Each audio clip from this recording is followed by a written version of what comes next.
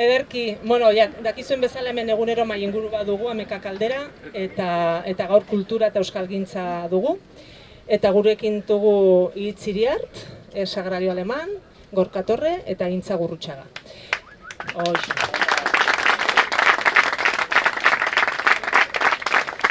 Hau baino lehen goizetik izan dugu, deklarazio batzuk dituzte, Gorkak eta Gintzak, eta gero bersolaria ere izan dugu, Julio Soto, eta trikitilaria, eta nik uste dut argi gelditu dela hemen kultura eta euskalgintza hausnarketarako dela, eta distensiorako ere bai, dantzan jarri gaitu Joseba Tapiak, eta egierran eskertzen da. Lehen bate gogoratu du nola zen jaiak bai borroka ere bai, hemen da borroka bai eta jaia ere bai. Eta eskertu da, eta badakigu barnean ere aitu dutela, eta eskertzen zela trikitixaren doinua. Ederki, hasiko gara, lehenbiziko ronda pixka bat nahiko nizueke galdin, bakotxak momentu honetan kulturgintzan eta euskalgintzan ze arloa nahi izaten eta zertan nahi izaten, edo zer den, euskalgintzari eta kulturari dagokionez, zein den zuen erdigunea, nahi gauzue banan-bana. Guardion, beraz nik ihitz dut izena, Sibirotarra naiz sortzez, baina orain badu 8 bat urte Iruñean bizi naizela. Lehen da bizi esan hemen Iruñean Zaldiko Maldiko elkarteko bazkidea naizela, eta elkartearen baitan, astelenetan 30 bat jende biltzen gara, kantu tailer baten inguruan. Helburua da euskal kantuaren repertorioa zabaltzea pixka bat, ez horren beste teknikan sakontzea, baizik eta repertorio zabal hori ezagutzea. Eta tailer horrekin iaz bukatu genuen Julia Fernandez Zabaletari buruzko pastorala. Beraz, berari buruzko ikerketa egin genuen, pastorala idatzi eta eman, 50 bat jende biltzen zuen. Eta horrez gain, Iruin kokoa ere daramagu jende askoren artean, urtero egiten dugu inauteria, beti kolektibitatean. Eta horrez gain, Amaren Alabak taldean kantatu dut txikitatik. Eta orain gure ondarea izeneko proiektu batean ere martxan eman dugu Zuberoan. Hori, beraz, hortan. Egunon, lehenik eskerrak eman behar dizkizuet antolatzaileei, iruditzen zait oso idea polita izan duzuela olako mai inguruak antolatzean, eta bestetik pentsatzen dut hemen parte hartzen dugun ondako elkartasuna adierazteko bide bat ere badela, eta batzuk burrukan hor gogorraritu zarete, beste batzuk igual keinu txiki honekin adierazten aldugu gure elkartasuna. Azken batean gainera, Euskal Herrian ditugun burruka guztiak loturik daude. Askotan egiten dire makroproiektuak ez jende txeandako, herritarrendako, guztiondako baliagarria direnak, baizik eta beste interes batzukin, eta nik uste dut lotzea, kasu honetan kultura euskara, atzo ekologia eta zuek daramazuen, baztanen batez ere daramazuen burruka horrekin ikuste dut, interesgarria dela oso ez. Zure galderari erantzunez, gehiago luzatu gabe, esanen nuke ni momentu honetan batez ere ari naiz Euskaltzaindian eta Euskaltzaindiaren barnean bi arlo nagusi ditut, bata da sustapen batzordean edo parte hartzea, eta bestea berriz Nafarroko ordezkaritzara ematea. Zer esan nahi duen honek, jende askorendako Euskaltzaindia da araugilea edo arauak ematen dituena, baina nik uste dut askoz ere gehiago badela. Azken batean euskara ikertzea da, babestea, arautzea ere bai, noski, eta sustatzea ere bai. Eta ordezkaritzaren egitekoa da lurraldean, kasu honetan Nafarroan, euskalgintzan lanean ari diren talde, erakunde, herri erakunde, elkarte eta oroar eragileekin harremanetan egotea, ekitaldiak antolatzeare bai, eta, pixkate hori. Eta hortaz landa, hitz bezalaxe ni ere Zaldiko Maldikoko kidea naiz, eta hor irakurle taldea eramaten dut, eta etxalekorra naizen honetan, etxalekun ere esan zidaten irakurle talde bat eramanen nuen, eta beraz, bi talde horiekin ari naiz. Azken batean ikuste dut, kontziente izan behar dugula, irakurtzeak ere laguntzen duela euskararen sormenean,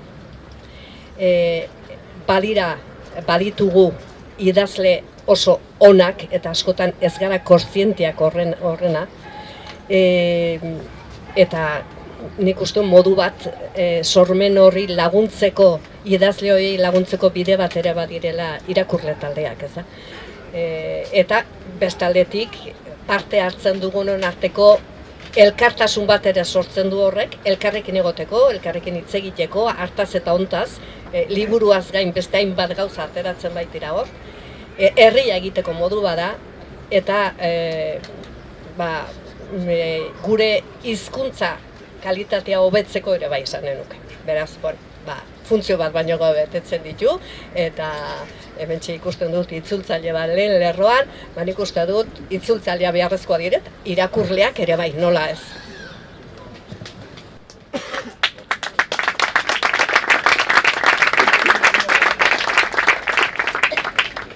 Egunon, ni Gorka naiz, Nafarra naiz, Behorlegitik etorri naiz Garazia aldetik goizonetan, eta oso pozik naiz Nafarroako hiriburuan izaitea, Euskal Herriko hiriburuan.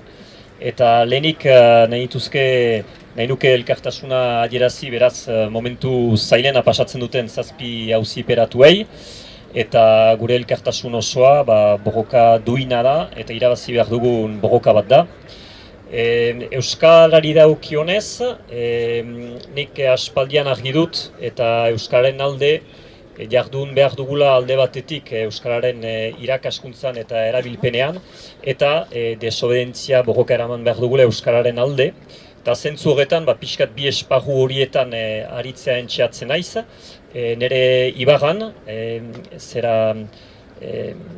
saiatzen gera Euskara elkarte bat badugu eta bertako elkarte baten barnean, eta horren bidez entxeatzen gira Euskararen erabilpena bultzatzen, Ergarai deitzen da gure Ibarra, Donazaretik iratira doana, eta bestalde Aekako erakaslea naiz sortu baitugu talde bat gure Ibarrean, beraz Euskararen erabilpena eta irakaskuntza bultzatzen saiatzen gira, eta bestalde desobedientzia garatzen saiatzen gira Euskal Herrian Euskaraz mugimenduaren bitartez, hain zuzen Euskal Herrian Euskarak legalitate zapaltzaile bat pairatzen duelako, eta bortxaz inposatzen diguten legalitate zapaltzaile bat, beraz desobeditu behar diogu legalitate hori Euskararen aldeko legalitate bat sortzearen perspektiban, eta zentzu horretan Euskal Herrian Euskarazen saiatzen gira, desobedientzia zibila ekintzak bultzatzen, Euskarari noizbait zor zaion legalitate egoki bat eraikitzeko, eta bat egiten dugu beraz ehuneko ehun Arostegiako proiektu zentzugabe horren aurka desobedientzia zibila ekintza burutu duten eta kidei.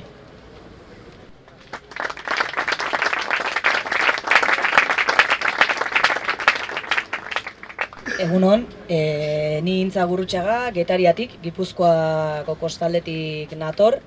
Hasteko eskerrak gonbidatu izan eta hemen parte hartzeko aukera eman izana. Eta hori, barrora doazen horiei, animo asko eta gure babes guztia. Ni Euskal Herrian Euskarazeko kidea naiz, duela 3 urtetik batzorde bat osatzen dugu, 5 liberatu gaude bertan, eta horietako bat naiz. Euskalgintzan panoramari dagokionez, Euskal Herrian Euskaraz eragileak, herri mugimenduko eragile euskaltzale bada, eta beti izan du desobedientzia bideak lantzeko ibilbide hori, errebeldia puntu bat, eta pixkat Euskalgintzako gainerako eragileengandik bereizten duena, bereizi izan duena, arlo hori izan da. Eta pixkat Gorkak aipatu duen bezala, gaur egungo hildoa bada apur bat berrartzea berriro ere, azken urtetan Euskaren aldeko borroka, Euskal Herrian euskaraz bera ere egonda nahiko ahul, eta orain ikusten dugu indartze aldi batean dagoela, gaudela, eta pixkat erronka bada desobedientzia bide horiek indartzea, eta Euskararen aldeko eta pixkat euskalgintzatik ere eginda ez, diagnostiko orokor bat Euskara larrialdi egoeran dagoela. Eta pixkat helburua bada olatu berri bat, euskaltzaleen mugimendu berraktibatzea berriro pixka bat hori. Eta beraz, gaur egungo lanildo nagusia hori da, ez? Olatu berri hori aktibatzea, kontzientzia euskaltzaleak piztea, eta orain dela 3 urtetik EHek baita ere bere burua eragile independentista gisa aitortu zuen. Beraz, ikusten dugu ezinbesteko independentzia ipar hartuta guk Euskaren Errepublika gisa definitzen dugun hori lortze bidean, pedagogia euskaltzale eta independentista hori eginez, aktibatzea aipatutako olatu berri hori.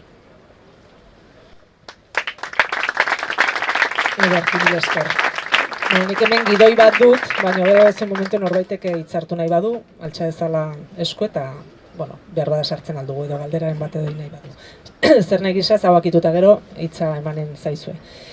Segituko dut orden honekin eta Sagrario zuri galdinen datzut, aipatu duzu irakurle taldeak eta aipatu duzu ze importantea den irakurtzea, ez da bakarrik euskararen dako, gure iritzia ere osatzeko, hanbaztanen ere badugu irakurleen asanblada deitzen dugu, gaztetxekoekin egiten dugulakoz batera, eta aipatu dituzun gauza guztioi guretako ere arras importanteak dire, eta aprobetxatuko dut animatzeko jendea talde horietara hurbiltzen, haunitzetan bada beldur pixka batez, gauza serio hori buruz aiko baginen eta literaturari buruz, baina haunitzetan liburuak ematen dituen milaka bide hartzen ditugu eta akitzen aldugu edo zein gauzari buruz solasean eta importantea da. Eta berriki, eta hori galdin nahi natzun, aber ze hausnarketa egiten duzun, ze ondorioak atera dituzuen, Euskaltzaindiak antolatu du preziski Nafarroko Euskal idazleen olako jardunaldi bat, ez? 2 solasaldi, 2 solasaldi eta gero errezitaldi bat. Horri buruz ondorioren bat atera duzue, zein da egoera, idazleen egoera, literaturaren egoera, argitaletxen egoera, pixkate laburtzen badiguzu? Zaila da, ez dugulako egin horrelako bilera bat jardunaldi horiek zer ekarri duten adierazteko. Beraz, gehiago da behar bada zer asmo genuen, zer espektatiba genituen eta zer atera den hortik. Lehenik idazle zenbaiten eskaeraz edo etorri zen jardunaldi horiek antolatzea. Nafarroan ikasle askotan ikustu dut gu ere, segurazki gehienok, oso kontzientia garela euskara bera Nafarroan eta Euskal Herrian ere ez dagoela aski preziatua esanen genuke Etxepare den pertsoekin segituz. Beti gutxietzi edo jende askoren partetik eta dezagun ofizialtasunaren aldetik hizkuntza gutxitua izan da. Eta hizkuntza gutxitua baldin bada, literatura ere gutxitua da. Hildo berean, nolabait esan. Beraz, hori ikusten genuen, eta Nafarroan oraindik hori, Nafarroan, eta nik esan genuke iparraldean ere, EAen baino larriagoa dela. Idazle hauek erakutsi nahi zuten edo nahi zuten ikusgarritasuna eman euskal literaturari. Jendeak pentsatzen baitu euskarak ez du beste hizkuntzak hainbat balio. Ez da kontzientia hizkuntza badela eta hizkuntza guztie bezala komunikaziorako funtzio eta behar guztietarako funtzio guztia betetzen ditula euskarak beste hizkuntza guztia bezala. Eta literatura ere gutxietsia dago eta pentsatzen da euskaraz egiten den literatura balio gutxikoa den. Orduan idazle hauek ikusgarritasuna eman nahi zioten, nolabait erakutsi Nafarroan ere egiten dela literatura euskaraz, Nafarroan idazle asko dagola, euskaraz idazten duena, eta nik uste batez ere helburu hori zela, orduan bete dugu hori, jakina, kontzientea ginen hasieratik, hori ez dela egun batean lortzen, ez dela egun batean erdiesten olako ikusgarritasun hori ematea. Zer izan da bazkenean ikuste dut jende multxo bat bildu dela, diferentea izan da, egun batetik bestera, batzuk jende berak izan dira 3 egunez, beste batzutan, interes gehiago zutelako batean edo bestean, horrela bildu da. Ikusi da, nik uste, edo Koldo Izagirren iritziz behintzat falta dugu zerbait euskal literaturan, eta da kritika egiten jakitea. Kritikarik ez dago, nik hori azpimarratuko nuke. Ikusi dugu, poeta gazteak baditugula adibidez, azken egunean 3 neska gazte aritu ziren poesia irakurtzen.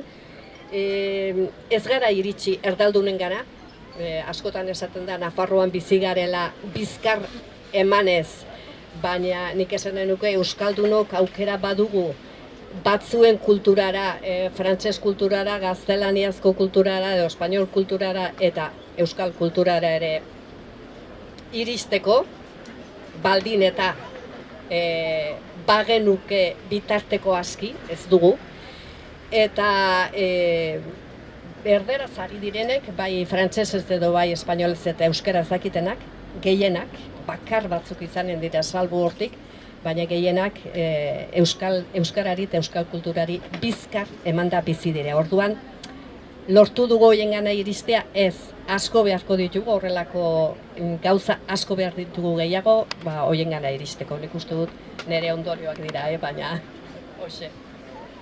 Horra aipatzen zen adibidez, ez, egunkarietan, erdal egunkarietan, Nafarroko erdal egunkarietan, anitzetan, euskeraz egiten den guzti euskeraz atratzen dute, beren kupoi betetzen dute, ez, orrialde bat euskeraz eta hor sartuko dute, eta bertzenaz erdaldun horiek ez direnteratuko, ez dakin horka tradula liburu bat, edo, bai, ongi da.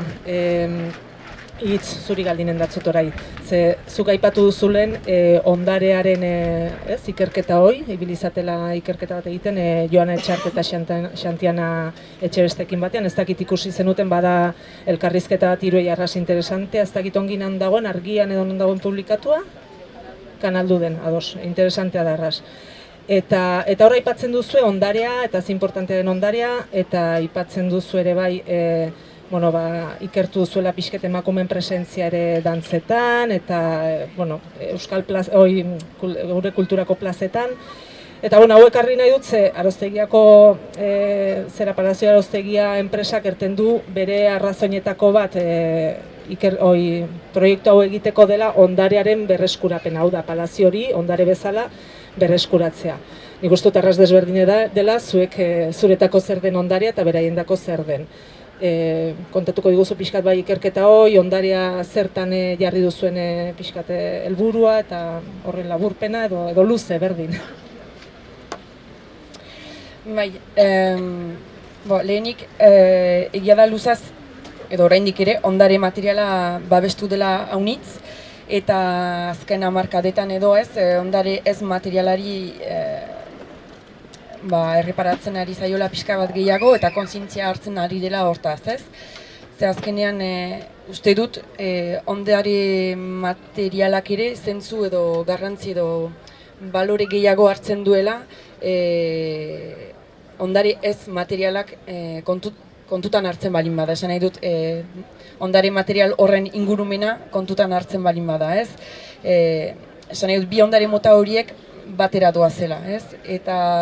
Eta niretzat azkenean ondarea da herri jakintza bat, ez, orokorrean.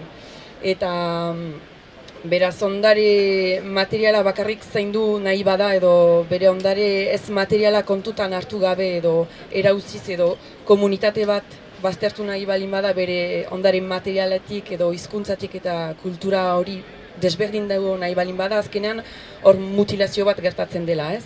Ez duela, nik ez dut ondare material hori, bere ondare ez materiala gabe ulertzen. Eta pixkat hortik dator ere, gure ondarearen sede hori, beraz Joana eta Xantianarekin eramaten dugun proiektua.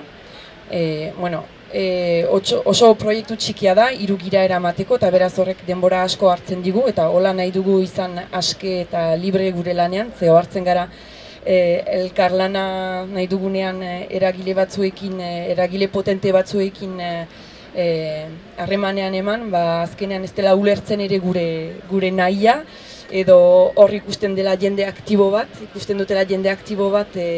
oso motibatua, eta nahi gaituztela azkenean erakarri eiek egin nahi duten hortara.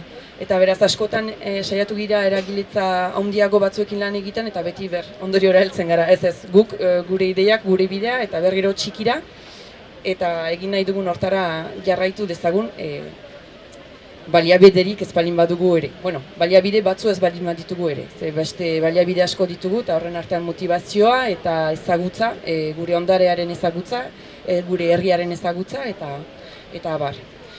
Gure ondarea sortzen da eskasia batetik, falta batetik, genuen emakume gazte gisa eta kulturan txikitatik aritu garen emakume gisa informazio falta bat.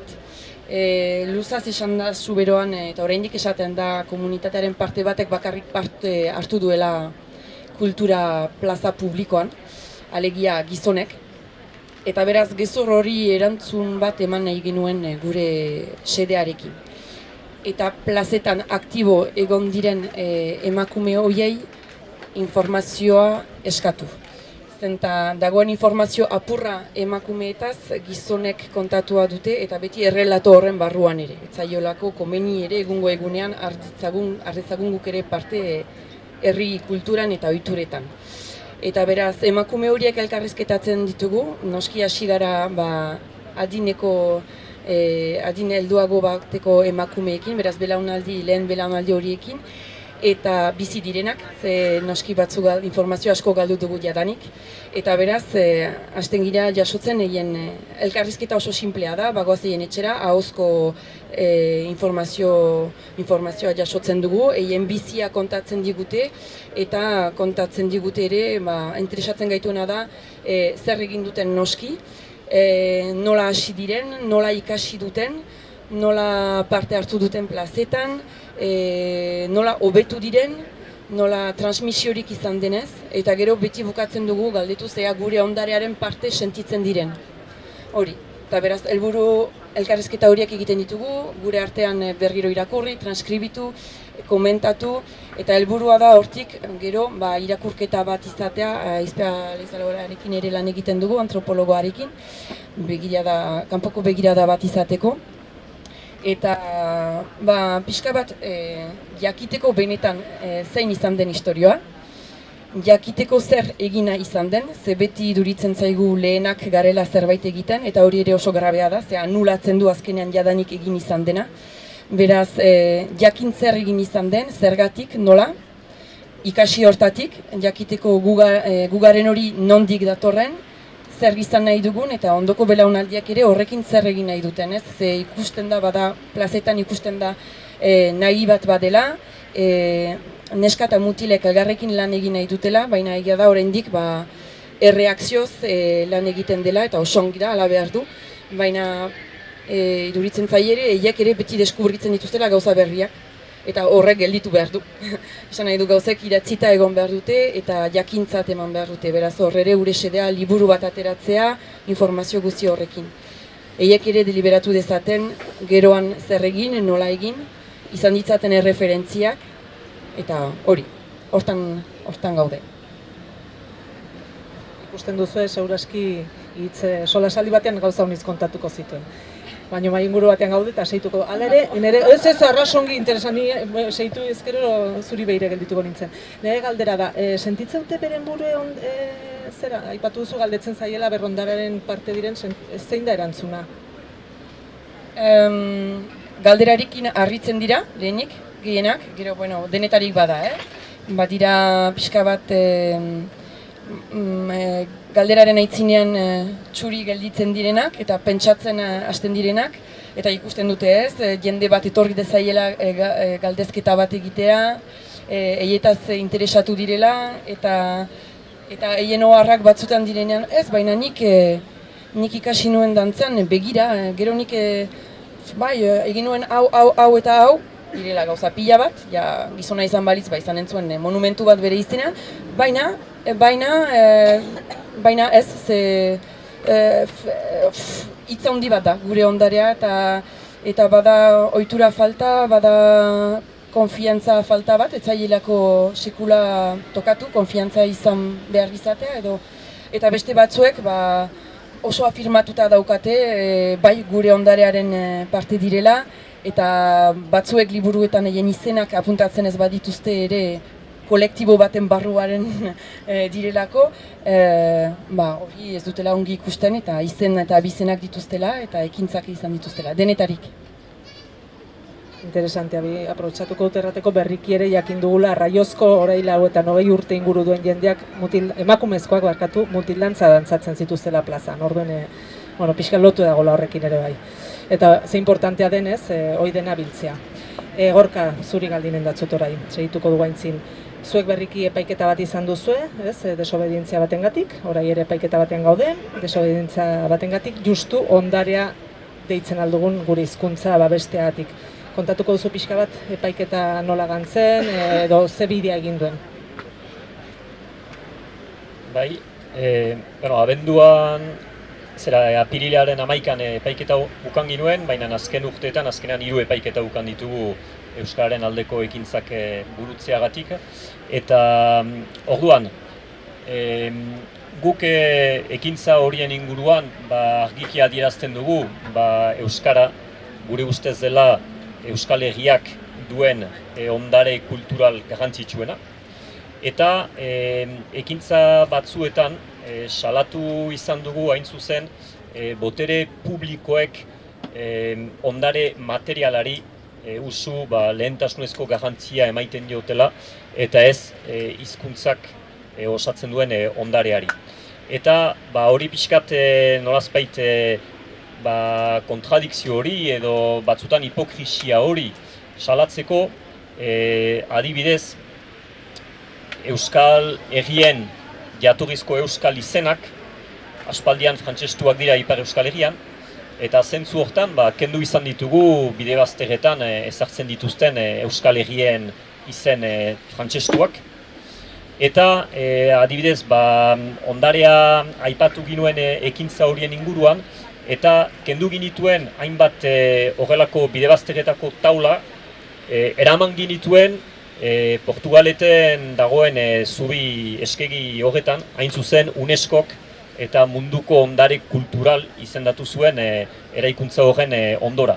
Eta azpimagatu ginuen herri honetan ondare materiala babesten dela, alegia bizigabea den ondarea babesten dela, eta ondare biziduna hiltzerate eramaten da. Eta hor badela izugarrizko kontradikzioa eta hipokrisia oso kulturzaleak omen diren hainbaten gandik, Euskal Herrian dagoen munduko kultural ondare nagusiena, munduari Euskal Herriak eskaintzen dion ondare nagusia bere hizkuntza, nolazbait zapaltzen dutela, baztertzen dutela, eta 2. edo 7. mailako ondare bezala kontsideratzen dutela, ez? Orduan, beste hainbat ekintza ere egin ditugu salatzeko, Euskal Herrian badira horrelako 7-8 monumentu, UNESCOk babesten dituenak, eta egin ditugu ekintza batzu nolazbait munduko ondare bezala izendatuak izan diren monumentu horiek deskalifikatzeko ekintzak egin ditugu, alegia lehenik Euskara izenda dezaten eta munduko ondare kultural garrantzitsua, eta gero ikusiko dugu oso garrantzitsu eta politak diren ere beste ondare material horiek merezi dutenez ere halako izendapen bat, ez? Orduan, ekintzak burutu ditugu azken urteetan, Euskal Herrien eta frantsestutako izen horiek salatzeko. Ekintzak burutu izan ditugu salatzeko kasu hoberenean, Ipar Euskal Herrian, Euskara 2. mailako hizkuntza bezala erabiltzen dela. Joiten bali magira osasun zentro batetarat, azken urteetako bogoken ondorioz, seinaletikan Euskara pixka bat ikus dezakegu, baina beti 2.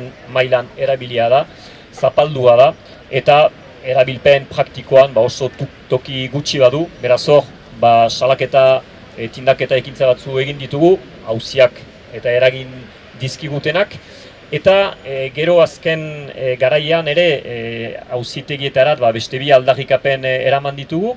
Lehena, Ipar Euskal Herriko lizeotarrei debekatzen zaiela azterketak euskaraz pasatzea, eta gertatu zaiguna epaiketa horietan, debekatzen zaigula euskaraz deklaratzea. Alegia, guretzat onartezina da eta gehiegikeria harrigarria da, gure herrian euskaraz nolazpait ez mintzatu eta idatzi ahal izatea. Zera debekatzen digute azterketetan euskaraz idaztea eta mintzatzea, eta epaitegietan debekatzen digute euskaraz mintzatzea. Eta hori onartezina dela, ez dugula onartu behar, zera munduko zilegitasun osoa dugu, hau ez onartzeko, eta hori inposatzen digun legea desobeditzeko.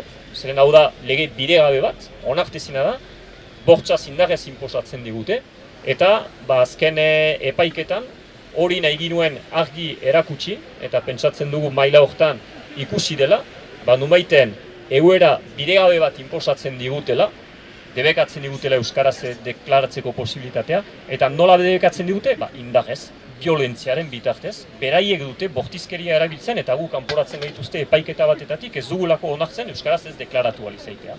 Beraz, egoera bidegabe bat, azkenean, indarrez inposatzen digute, hau salatu behar da, eta hemen gertatzen dena gauza berdin-berdina da. Zera, egoera bidegabe bat pairatzen dugu, inposatu nahi digute proiektu bidegabe bat baztanen, eta bortxaz indarrez inposatzen digute.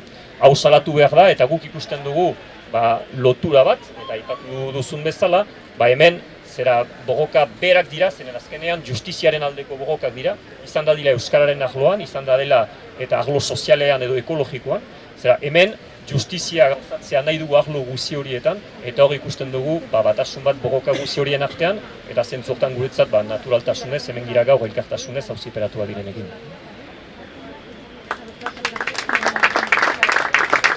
Mila eskertzen da. Bai horre aipatu duzuelen ere ez, desberdine den, hiru administrazio ditugu Euskal Herrian eta ze desberdina den legearen aldetik euskararen egoera. Zuk eran duzu ezin duzula deklaratu Ipar Euskal Herrian euskaraz, hemen bai deklaratzen alduzula euskaraz, baina hala ere epaiketa osoa espainolez aitu behar duzu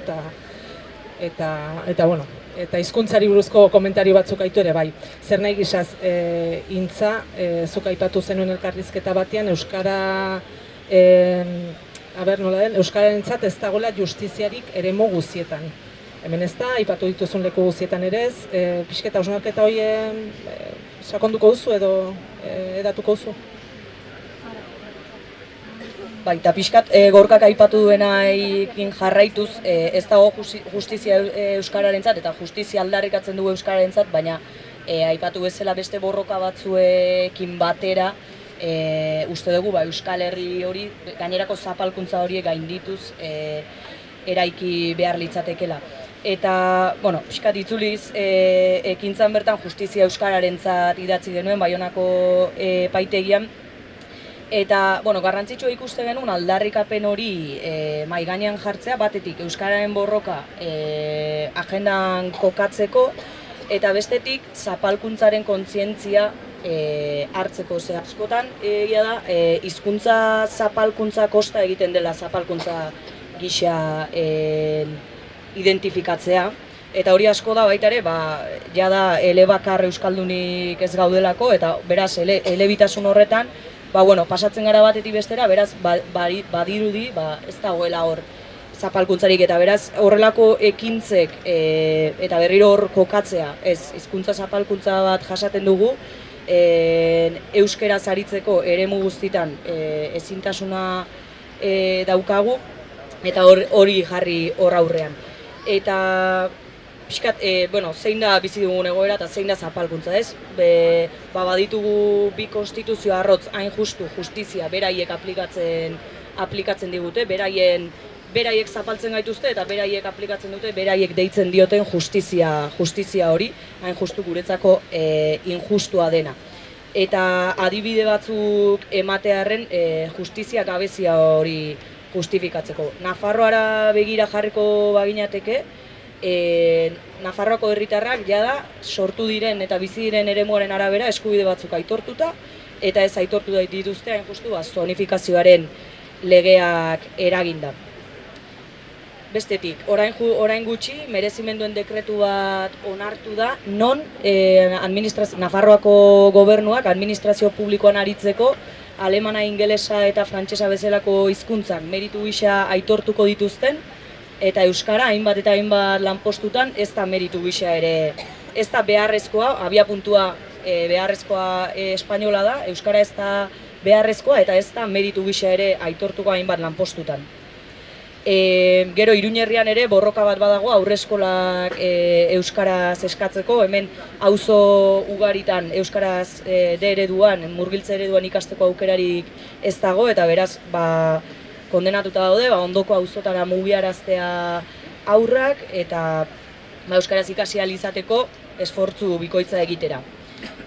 Nupeko euskara taldeak ere orain aste gutxi atera du txosten bat, unibertsitatean bertan nola euskararen aldeko estrategia bat ez dagoela, iaz agortu zen bertako euskara plana, balorazioa izan da ez duela euskaren aldeko jauzirik eta normaltasunerako bidean oinarri garrantzitsurik jartzen, eta gainera datozen urtei begira ez dute euskara plan bat garatzeko asmorik ere.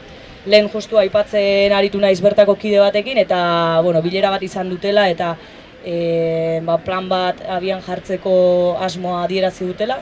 Beraz ikusi beharko, baina hori da egoera. Eta pixkat fokoa zabalduz eta Euskal Herri osoari begira jarrita, EAen egia da, hizkuntza politikak aurreratuago joan direla, euskaren egoera badela hobea, baina bazirudien normaltasun egoera batera, eta pixkat hortik dator baita ere lasaitu izana azken urteetan, lortu zela euskararen normalizazio egoera bat, edo eskubide batzutan aurrera pausa handiak eman dira, eta pixkat orain ari gara ikusten ez, oldarraldi guzti honekin, nola borrokaz urte luzez irabazitako eskubide batzutan, atzera egiten ari garen ez. Beraz, borrokaz lortutako hori, kentzen dabiltzan. Eta Ipar Euskal Herrian, pixkat gorkat aipatu du ez, euskara ez da ofiziala, azterketak euskaraz pasatzeko ezintasuna.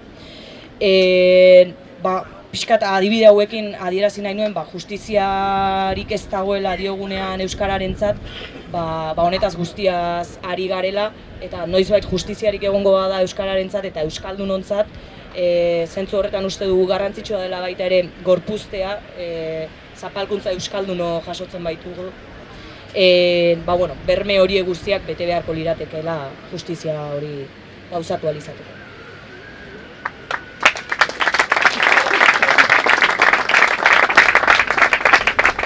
Ongi da, nik idoia gelditzen zaizkit bi galdera zailenak, nik uste, niretako solik, baina ikuste dut idatzi duzuela zerbait beraz baduzu erantz, hori da, egiteko errexenak.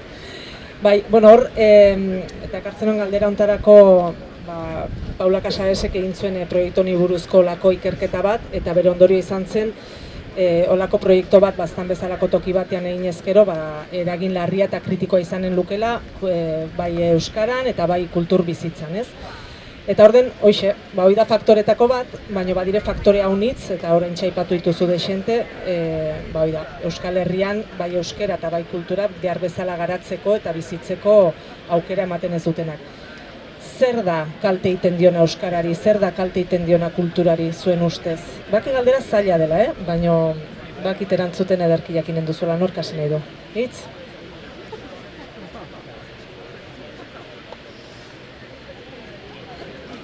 Azkenean, ez dakit, uste dut ni baino egokiago hitz eginen dutela besteak.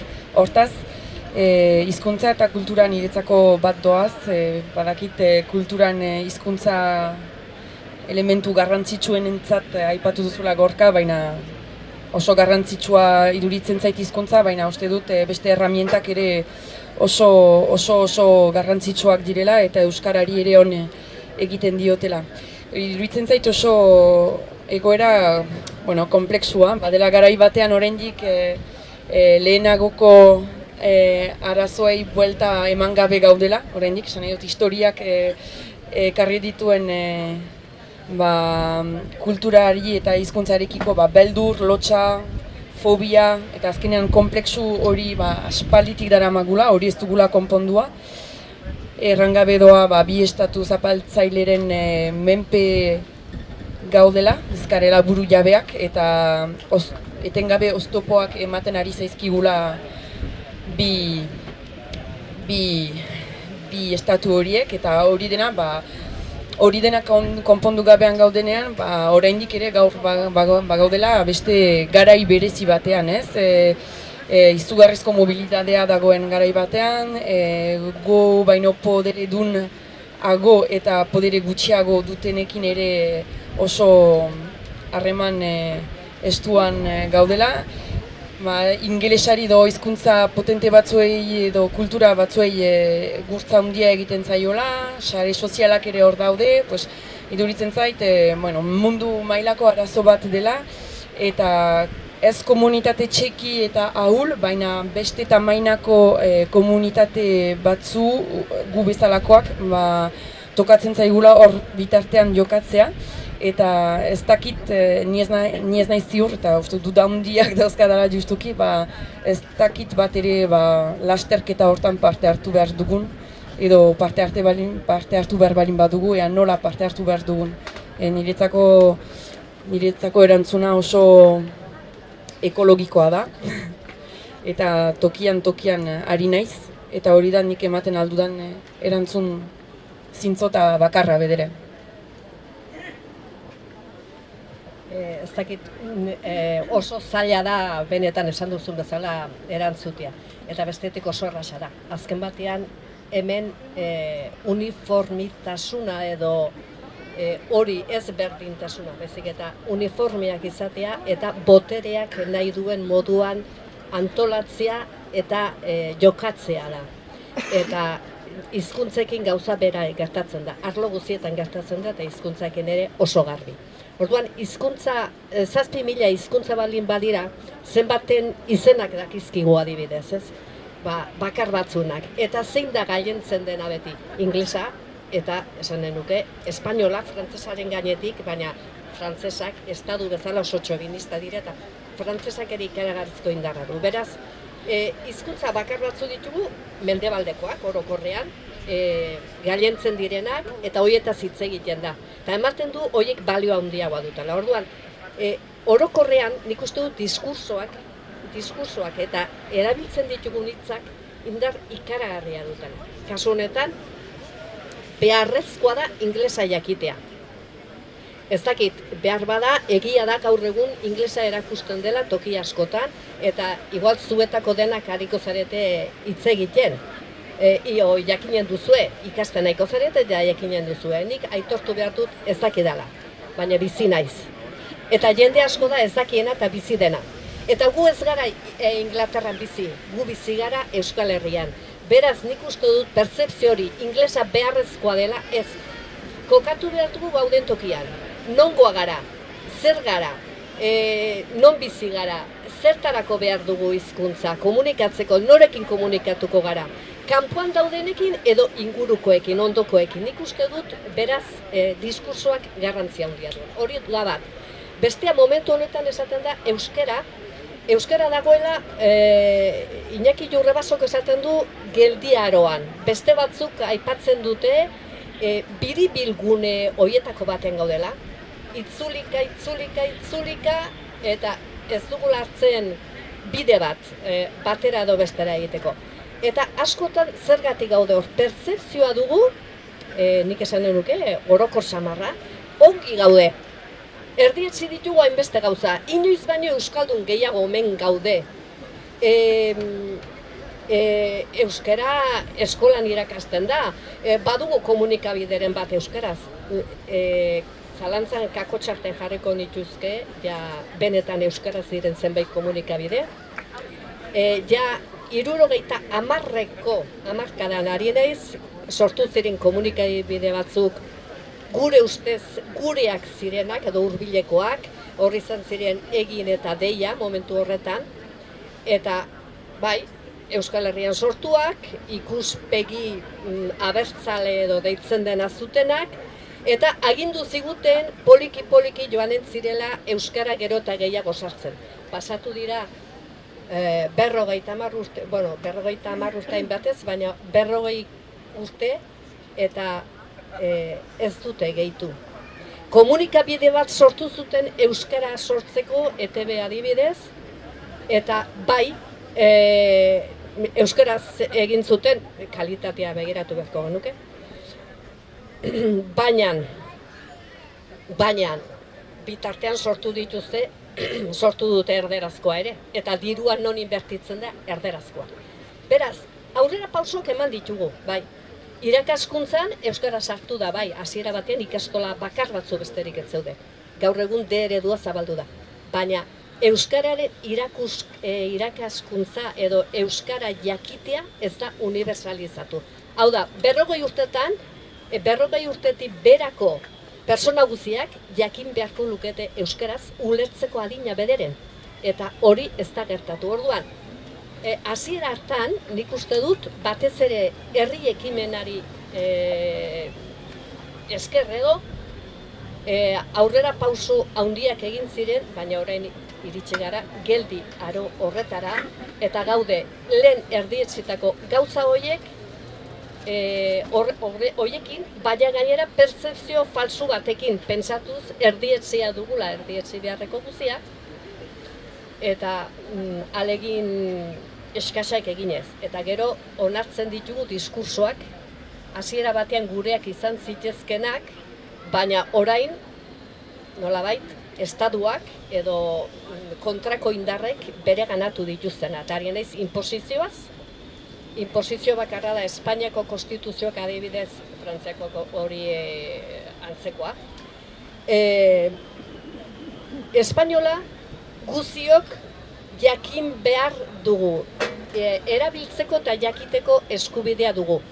Guk ere aski genuen horrelako lege bat, baina ez dagin horrelako legerik. Ez dugu jakiteko betekizuna. Beraz, inposizioa alde batetik heldu da. Beste gauza bat orain askotan errepikatzen dena, hautua egin dezakegula. Hautatu dezakegula ezin hautatu dugu toki askotan euskarak ateak etxea dituelako. Eta ez gaitezke euskaraz komunikatu hainbat tokita. Eta askotan normaltzat hartzen dugu gainera hori, oharkabean egiten dugu, nik kontatuko du lehengo egunean gertatu zitzaidan gauza bat, joan nintzen medikutara, ebakuntza bat egin behar didate eta orduan eman zidaten paper bat sinatzeko, onartzen nuela. Oharkabean sinatu nuen gaztelaniaz eman zidaten papera. Haiei, erizainari eta medikuari ez zitzaien buruti pasatu, esatea, ja euskara zara erderaz nahi nuen. Eta ni ez nintzen gai izan, gainera momentu horietan, ez nintzen gai izan, esateko ja euskarazko dokumenturik edo paperik bazuten. Beraz, oharkabean onartzen dugun egoera hori. Eta beste kontu bada azken aldian, batez ere zenbait erakundetatik eta ari zaizkigu, egin behar duzue horrelako kanpaina. Hau da, gure eskutan dago euskarak aurrera egitea.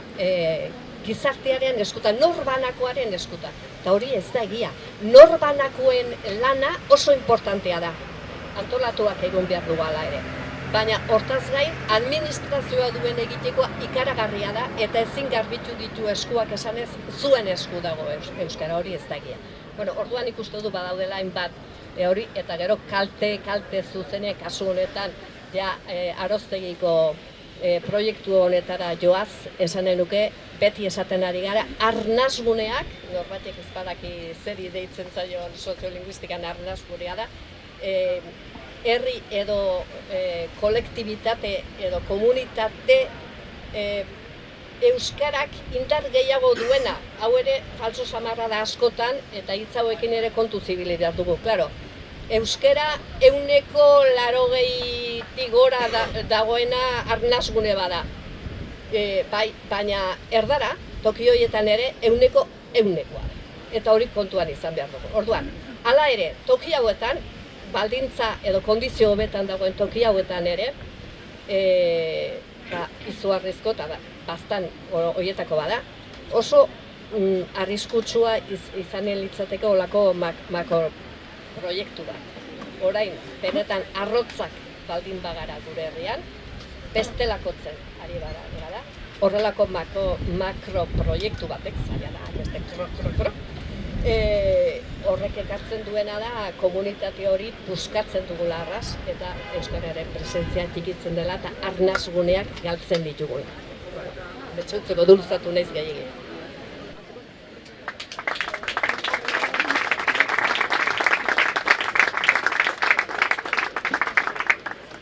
Hitz egiten ari zinela eta ondarea zehari behinen lehen, bururatu zait eta ondareari buruz, Gajaldako samarrek erakatsi zidan gauzatxo bat eta agotasunez Euskararen eta pixkat aberastasuna edo azpimagatzeko balio diguna, aipatu duzu munduan badirela 11.000 bat hizkuntza edo horako zerbait, milaka handana bat, eta samarrek esplikatzen zuenez, zera linguistek 11 edo 10.000 edo 7.000 hizkuntza horiek 20 familia haunditan biltzen dituzte. Alegia, mundu mailan 20 hizkuntza familia haundi badira.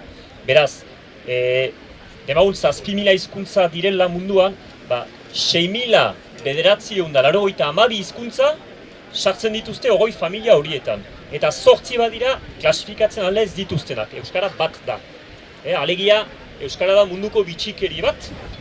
Beraz, ondareaz hitz egiten dugularik, azpimagatzekoa da, zera bere aberastasuna, eta zera kulturaz oso hitz potoloak egaten dituztenek, horre koherentziaz, behar luketa eta berezia eman Euskara bezalako hizkuntza bati. Orduan, zerk kalte egiten dio Euskarari, zure galderari erantzuteko, gauza hainitzek kalte egiten diote Euskarari, nik bat behar barin banu nabarmendu eta behar bada saiatzen naiz gogoetatzen zein den eta egoan benetan Euskarari kalte gehien egiten diona. Eta aintzineko bi izlariek, zera nik uste ez balin baute izendatu ere, zera aipatu dute. Nik uste dut dela demokrazia eza. Egiazko demokrazia eza da, hau da, egiazko egi botere eza da Euskarari kalte gehien egiten dion eta ezaugarria, egan ezake. Eta berdin da aroztegia gaiarekin. Egiazko demokrazia eza da, egi botere eza da proiektu hau ahalbidetzen duena. Bastandarek ez dute nahi proiektu hori. Hemen aipatu da, bi estatu gainean ditugula, aipatu da boterearen gaia. Azkenean ez dugu guk hemen erabakitzen al, benetan gure oraina eta gure etorkizuna. Benetan erabakitzeko posibilitatea balin bagenu, nik ez dut dudarik aipatzen duzun egoera ukango lukeela Euskara. Alegia, garatuko litzatekeela eta ukango lukeela beharrezkoa duen lege bat eta bermatzeko behar duen eta kontestua. Azkenean, ez dugu benetan, egiak ezin du benetan erabaki bere egunerokotasuna.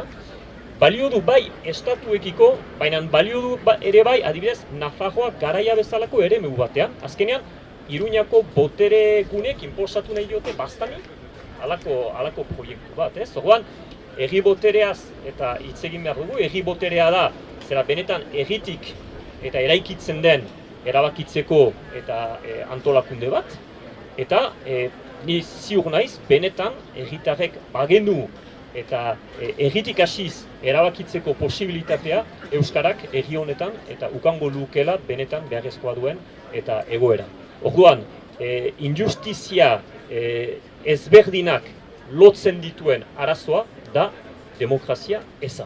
Bai aroztegiaren arazoarentzat, bai euskararentzat eta beste gai hainitz eta hainitzentzat. Eta horregatik, Euskal Herrian euskarazetik azpimagatzen dugu, zera injustizia ororen aurka borrokatzen garela, eta hain zuzen, ongi ikusi behar dugu, injustizia ezberdin horiek, zera jatorri berdina dutela, eta da, egiak ez dugula erabakirik hartzeko posibilitaterik.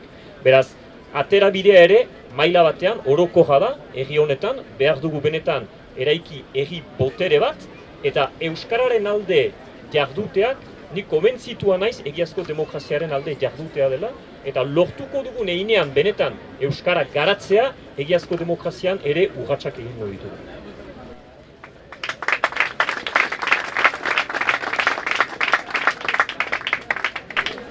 pixkat Sagrario komentatu du, ez, arnasgunen garrantzia, eta justu pasasi guten, Baztango udalak egindako txostena, bueno, makroproiektu hau egingo balitz, arozegiko proiektu hau egingo balitz, ze inpaktu izango luken.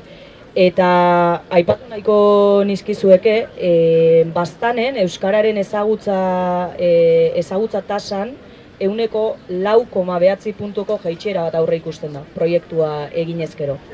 Eta Elizondon zehazki 8 eta 10 jaitsera bat, beraz, baita ere, arnasgunen garrantzia aipatzen du Iñaki Iurrebaso soziologoak eta soziolinguistak, eta horrelako makroproiektuek ere ze eragin duten edo izan dezaketen.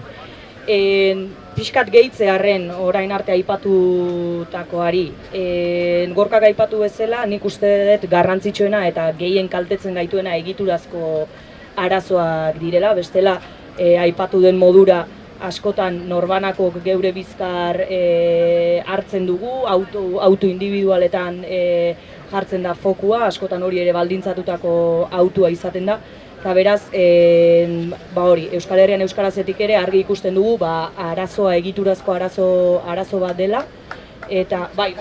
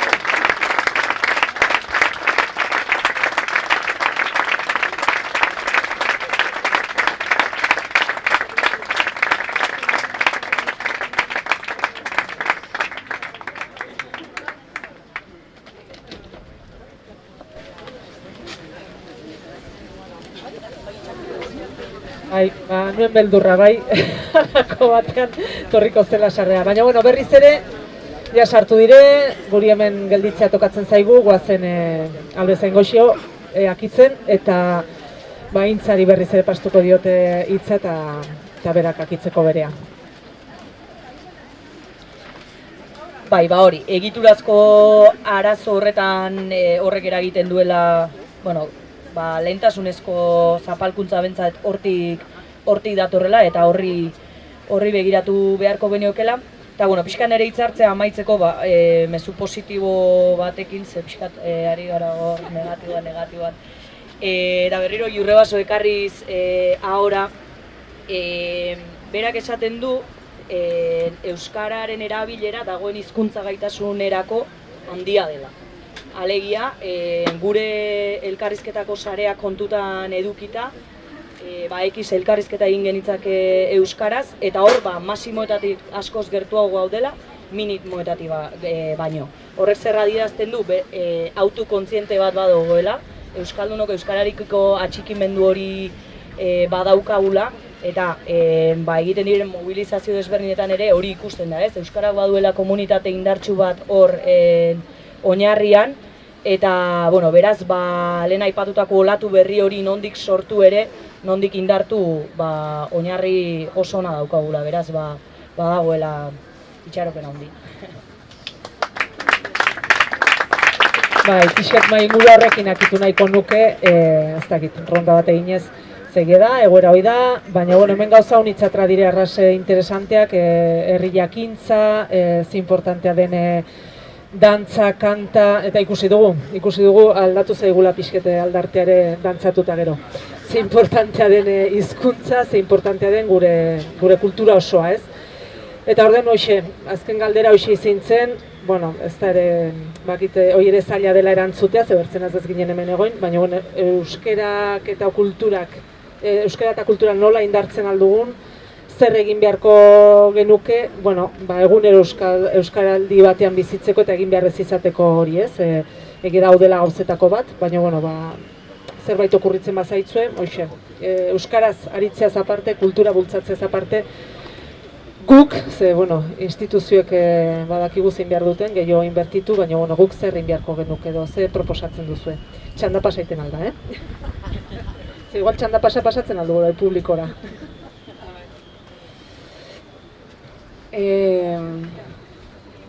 Euskaraldia egunero izan dadin, bueno, ez dut erantzuna. Kontzientzia hartze handi bat, hori, baina, bueno, ni gehiago, esan izan den hortatik ere, dena ez dela gure esku eta pixka bat kulpabilitate eta pisu hori pixka bat gainetik kentzekotan, uste dut, ala ere, gauza askotan ongi ari garela ere. Eta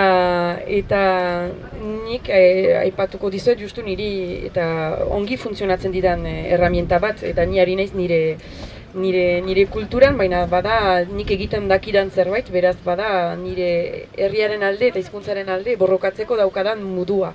Eta askotan ere, bueno, baliatuko dut esateko, agian kultura bera, dantza, kantua, antzerkia, herri honek dauzkan erramientak eta ohiturak hizkuntzarekin egin izan den bezala, konplexu asko sartu izan zaigula eta oraindik gaur egun ari girela modernitate baten nahian gure herrian bertan ditugun erramienta oso potente batzuei bizkar ematen ustez eta ez direla garaikideak, eta justuki niretzako arma oso potentea daukagu, kultura, parte hartzailea hori, komunitateak egiten duena, sustatuz tokian tokikoa,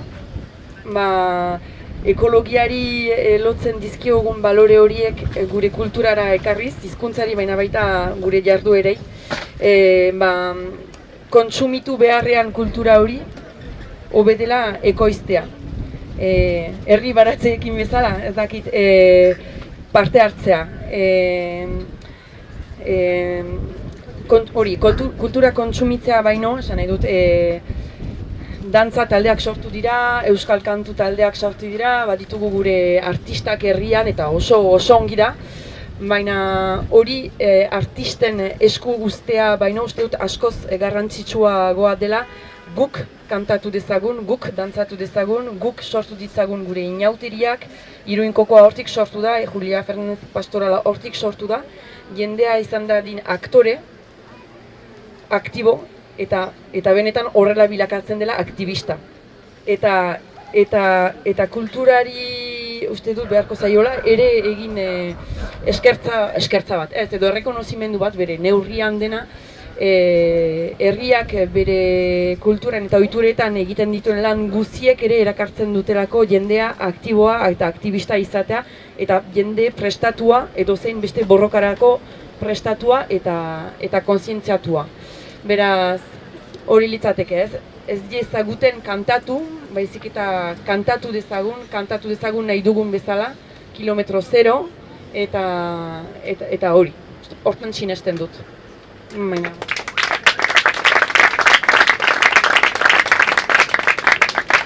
Ez dakit lehen asko luzatu nez, eta orain behar bada bai saiatuko nez ez egiten. Nik gogoan dut txikitan, oso txikian itzela, aita kontatzen zigun ipui bat. Eta hori zen emakume batek bere semea bidali omen zuen Kastila alde hortara gaztelania ikastera, euskaraz besterik ez baitzekiten haiek. Eta nonbait, dirua gastatu zituen mutilak, semeak, ongi pasatu zuen, ongi baita ongi pasatzea, eta itzulitzen etxera ustez amak uste zuen semeak gaztelania ederki ikasi zuela edo espainola ederki ikasi zuela. Eta horrela egun batean agertu zen herrian kinkallero bat. Kinkaileroa ez dakizuenen dako denetatik saltzen zuen ola mando batekin edo zerbatikin etortzen zen bat izaten omentzen. Eta emakumeak behar zuen zerbait erosi, baina ez zekien gaztelaniaz. Orduan seme ikasi horri esan zion, zatoz eta eskatu kinkaileroari jostorratza. Eta semeak esan zion, kinkaiero, tienes puntan zorroz ipurdian zulo. Eta amak esan zuen, oi erdararen ederra. Orduan ikuste dut hori dugula askotan, ez garela kontzienteak, gu besteak hainbat garela do besteak bezain gutxi. Berdina gara. Ez da euskara erabiltzea, ez da gutxiago izatea. Ez da antigualekoa izatea. Besteak modernoa dira. Nik uste dut kontzienteak izan behar dugula horretaz, eta ez dugula kanpokoa ederretzi behar eta gurea gutxietzi behar. Orduan, umorea egiten dugunean, ematen du umorea egiteko bidea dela erdara sartzea. Zenbat eta erdarazko hitz gehiago sartu, irri gehiago egiten dugu. Bueno, umorea euskaraz egin daiteke, eta ez badakigu ikasi egin behar dugu umorea euskaraz egiten. Erdararen menpe egon gabe beti. Elkartu behar dugu, elkarrekin egin behar ditugu gauzak, hori ere bai. Eta kontziente izan behar dugu besteek zenbat lan egin duten hainbeste urtez euskara bizi berritzeko eta erdietzi ditugula gauza asko eta beraz guk ere zor diegula haiei eta gure buruari segitzea ahalegin horiek egiten. Orduan ikuste dut egin ditzazkegula gauza asko elkarrekin, kontziente izanik lehen egin dugula, baina ez dugula bukatu, gure burruka segitzen dugula, eta burruka segitu behar dugula, eta kontziente izan, eta gero bestaldetik esan nahi nuke, lotsa kendu, lotsa euskararen bi zentzutan. Hau da, lotsa gure buruaz, hola, ukildurik egokia, eta lotsa hori eta lotsa beldurraren zentzuan ere. Orduan ikuste dut, txertatu behar dugula lotsaren kontra. Bilatu behar ditugu antidotoak edo txertoak horren kontra egiteko, eta hormentxe utziko dut.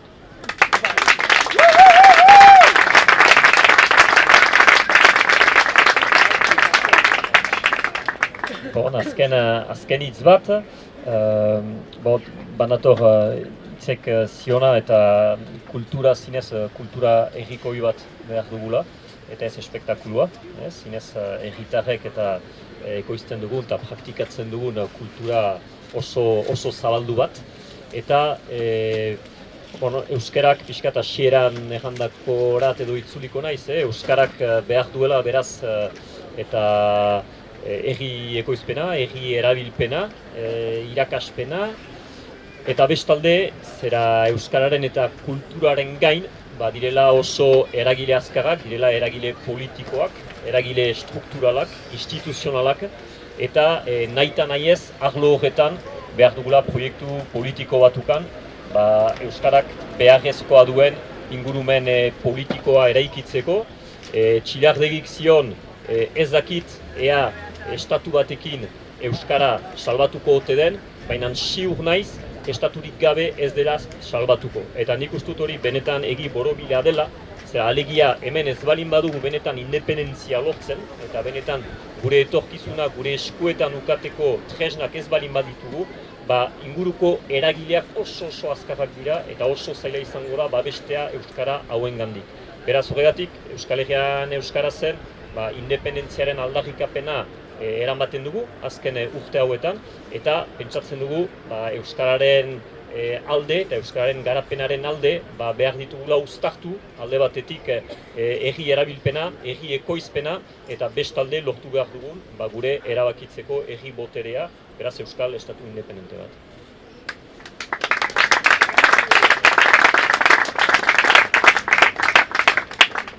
Euskaren aldeko borroka hori esparru desberdinetatik egiten da, hintzek aipatu bezala kulturgintzatik eta abar. Eta aldi berean, nik uste dugu garrantzitsua dela militantzia politikotik euskara ardatz izango duen militantzia bat sortzea. Eta gero horren garapena pixkat aipatu da baita ere, baina tokian toki bilatu beharko dira estrategia desberdinak eta eraginkorrak, ez da berdina arnasgune batean eragitea edo eremu, euskaren egoera ez hain zabaldua dagoen egoera batean eragitea, beraz, hori estrategia bateratu baten baitan, eta guk hor independentzia ipar hartuta, baina tokian toki garatu beharko ditugu borroka konkretu batzuk.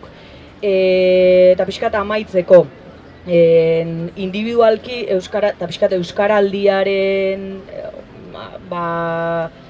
euskaraldia hori urte guztira zabaltzeko, egia da norbanakoak egin dezakeen auto individual hori egunero euskaraz bizitzekoa izugarria dela, garrantzitsua dela, eta horrekin batera ezinbestekoa dela kolektiboki antolatzea, eta borroka hau maila individualean askotan oso nekeza eta zaila den, aurrera ematea zaila den autu hori, maila kolektiboan, bai borroka errazagoa izateko eta helburuak ere lortzeko errazagoa da, ez? Eta pixkat, Aroztegiko proiektuan ere, azkenean kolektiboki antolatuz, ze lortu liteken edo ze edapen daukan, beraz, hori, kolektiboki antolatzeko deia.